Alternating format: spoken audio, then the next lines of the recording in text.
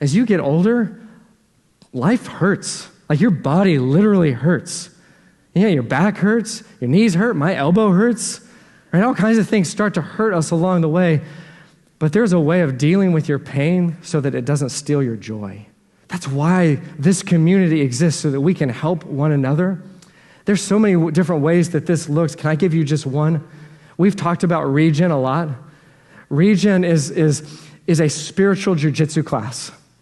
Like when you go to Regen, you walk into this room and you're going to be called out to the mat, and you're going to have other people there cheering you on, and you're going to learn some of these techniques of how to allow Jesus to do this work in your life so that you can cast off the sin that is holding you down. See, it is that type of a moment that we are looking for in life, where we don't simply lie there in defeat, but we need other voices sometimes. We need other people, and we need the power of God's Spirit that allows us to grab a shoulder, block an ankle, and flip it right off of us. And that's what he's calling us to. Throw it off and cast off the troubles of your body. You were created. God has given you passions and desires in your heart. He's given those to you, so follow them. Chase after them. And don't let anything get in your way. See, don't settle for the life that you have right now. Decide today, determine today to become more fully who God has created you to be.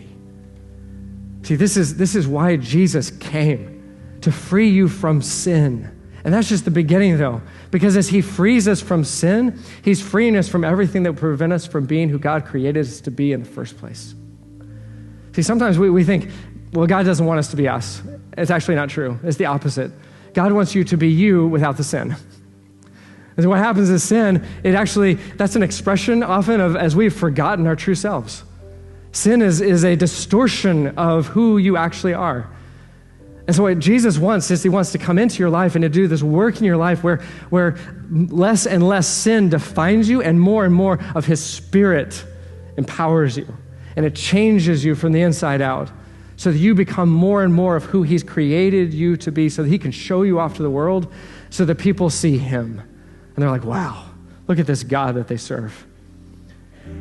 See, if you don't know Jesus like that, if you have never given your life to Jesus, then you're still on the wrong side of this line. When you give your life to Jesus, you step into a new life with him, and he comes in and he gives you a new life. And in that moment, everything changes. But that's just the beginning. Because then over time, it's the outworking of that new reality in your life as he frees you from sin, as he shows you your true self.